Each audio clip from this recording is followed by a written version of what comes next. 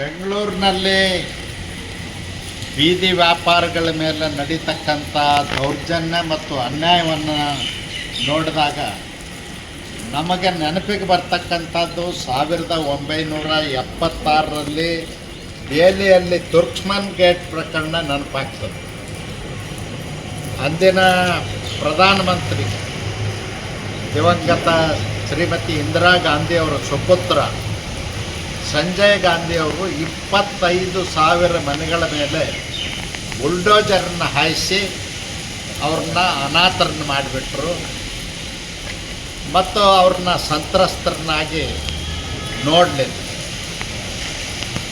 ಅವತ್ತು ನಡೆದಿರ್ತಕ್ಕಂಥ ಅನ್ಯಾಯ ಇವತ್ತು ಬೆಂಗಳೂರಿನಲ್ಲಿ ಬೀದಿ ವ್ಯಾಪಾರಿಗಳನ್ನ ಅಂಥೇಳಿ ಏಕಾಏಕಿ ಕರ್ನಾಟಕದ ಕಾಂಗ್ರೆಸ್ ಸರ್ಕಾರ ಏನು ಮಾಡ್ತಾ ಇದೆ, ಇದು ಬಡವರ ಬದುಕಿನ ಮೇಲೆ ಬರೆ ಎಳೆದಂತೆ.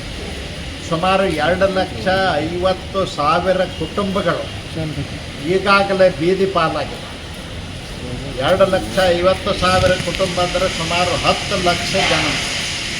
10 ಲಕ್ಷ ಜನರಿಗೆ ಬದುಕಲಿಕ್ಕೆ ಇರ್ತಕ್ಕಂಥ ಅವಕಾಶವನ್ನು ಇವತ್ತು ಕಾಂಗ್ರೆಸ್ನವರು ತೆಗೆದುಹಾಕಿದ್ದಾರೆ. ಕಾಂಗ್ರೆಸ್ನವರು ಹೇಳ್ತಾ ಇದ್ದಾರೆ, ಸಿದ್ದರಾಮಯ್ಯನವರು ಮುಖ್ಯಮಂತ್ರಿ ಆಗಿದ್ದರು, ಇವತ್ತು ಶಿವಕುಮಾರ್ ಅವರು ಮುಖ್ಯಮಂತ್ರಿ ಆಗಿದ್ದಾರೆ. ಅವ್ರದ್ದೇನು ಓಟ್ ಬೇಕಾದಾಗ ಮಾತ್ರ ದೀನದಲಿತರು, ಅಲ್ಪಸಂಖ್ಯಾತರು, ಹಿಂದುಳಿದವರು ಬೇಕು. ಅದಕ್ಕೆ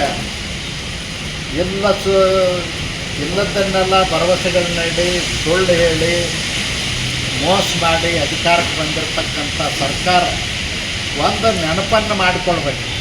ಇವತ್ತು ನರೇಂದ್ರ ಮೋದಿಯವರು ಬೀದಿ ವ್ಯಾಪಾರಸ್ಥರಿಗಾಗಿ ಹೊಸ ಯೋಜನೆಯನ್ನು ಜಾರಿಗೆ ತಂದರು. 2017ರಲ್ಲಿ ಇಡೀ ದೇಶದಲ್ಲಿ ಬೀದಿ ವ್ಯಾಪಾರಿಗಳ ಸರ್ವೆ ಮಾಡಿಸಿದ್ರು ಮತ್ತು ಅವರಿಗೆ ಗುರುತಿನ ಚೀಟಿಯನ್ನು ಕೊಡ್ತಕ್ಕಂಥ ಕೆಲಸ ಮಾಡಿದರು. ಮತ್ತು ಬಜೆಟ್ನಲ್ಲಿ ಪ್ರಧಾನಮಂತ್ರಿ ಸ್ವನಿಧಿ ಯೋಜನೆಯಲ್ಲಿ 75 ಲಕ್ಷ ಜನರಿಗೆ ಉದ್ಯೋಗ ಮಾಡ್ತಕ್ಕಂಥವ್ರಿಗೆ 17,800 ಕೋಟಿ ಈಗಾಗಲೇ ಕೊಟ್ಟಿದ್ದಾರೆ. ಅದರಲ್ಲಿ ಸುಮಾರು 60% ಹೆಣ್ಣುಮಕ್ಕಳಿದ್ದಾರೆ, ರೈತ ಕುಟುಂಬದವರಿದ್ದಾರೆ.